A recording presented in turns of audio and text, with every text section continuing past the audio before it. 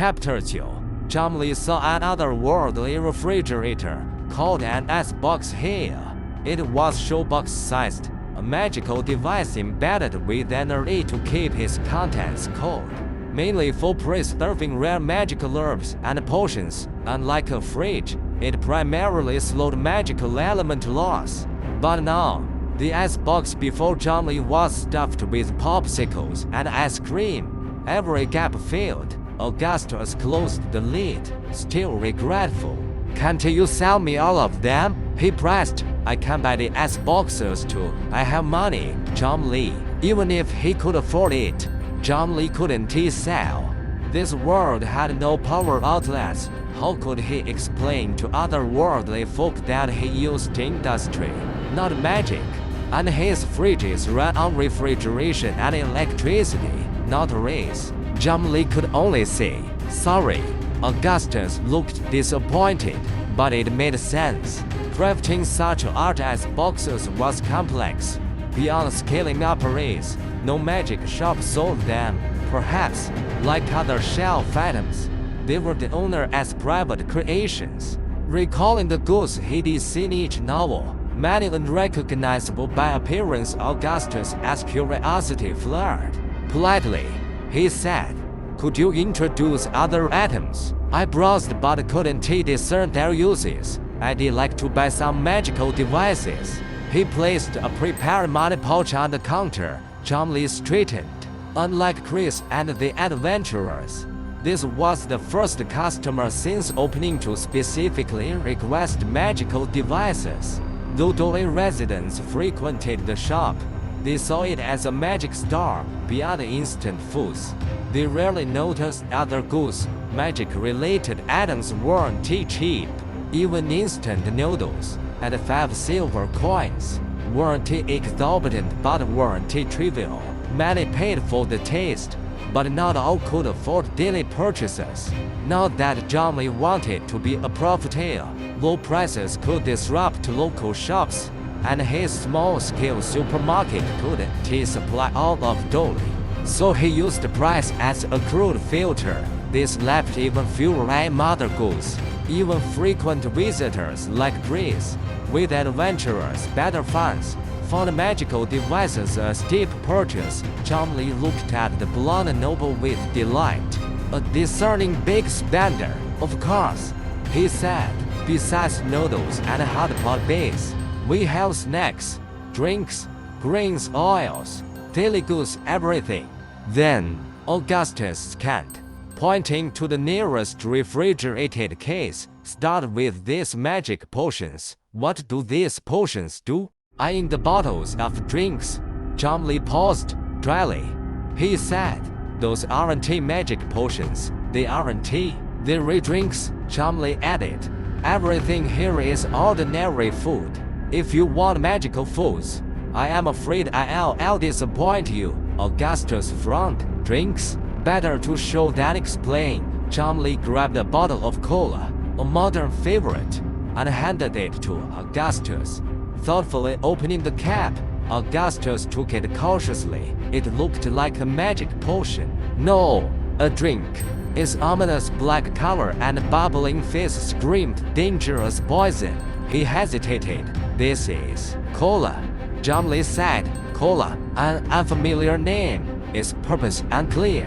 Augustus glanced at the odd-colored drink, then the calm owner. A spark igniting. "What's this?" "A test." As Dole as future lord, he wouldn't falter. Gripping the bottle, eyes shut, he drank with grim resolve.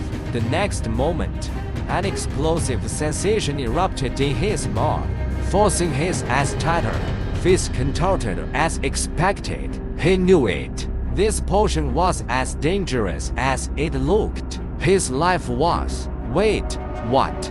No expected pain came. His body felt fine, almost too fine. As the shockwave faded, only sweetness lingered on his tongue. Sweet? How could it be sweet? Augustus opened his eyes, stunned, staring at the cola. Every magic potion he'd drunk, no matter how pretty, was full. Mixed magical herbs created indescribable flavors. Yet this drink, beneath its terrifying exterior, was sweeter than honey water. He sipped again cautiously. The familiar jolt returned, but prepared. He savored it under the brain-piercing attack. Chumley watched the noble sip tentatively, then faster, finally chugging it down. Phew. Augustus lowered the bottle. Exhaling, his eyes shone. This cola is incredible. No magic at all. Just plain water. Chumley paused. If anything, it has got a lot of sugar. In this world, sugar was a rare, costly seasoning. Sugar. No wonder. Augustus eyed the refrigerated case of drinks. Eager. Are other colored drinks as good as cola? Pretty much. The noble ass bull eyes brightened. Then, you can. Chumley cut in, reading his intent. This stuff fine without an icebox.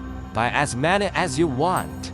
They last long, but they tastier chilled. Augustus put out his pouch. I want them all. Soldiers waiting outside entered, carting crates of drinks to a carriage. Chumley didn't sell his entire stock. Drinks lasted 6 months, but one person couldn't drink that much daily, and he didn't want food safety issues. Besides, the shop was here anytime. Beyond cola, he picked popular drinks for the noble. At checkout, taking the pouch, Chumley handed over a few chocolate bars. Augustus blinked. This is chocolate, Chumley said. The dark layer on the chocolate ice cream, you eat that as chocolate. Noticing the noble as ice cream purchasers leaned chocolate heavy, he guessed he'd like it. Augustus lit up, reaching for payment, but Chumley waved it off. A gift? Oh really? The noble, touched, took the chocolates reverently. You're truly generous, Chumley. You're welcome.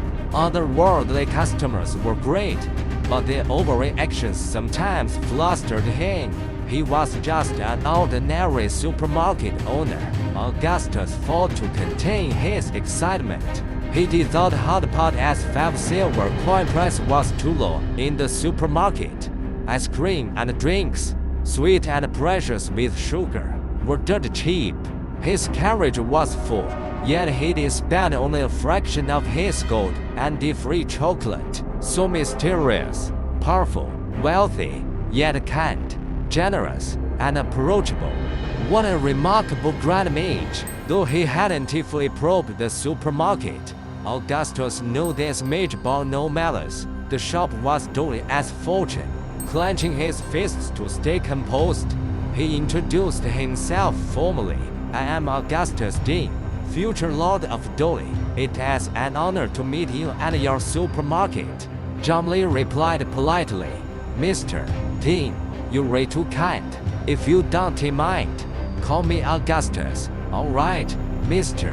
Augustus. Augustus glanced longingly at the other shelves, brimming with mysteries to explore. But he did take much today. His father taught restraint, so he stopped here.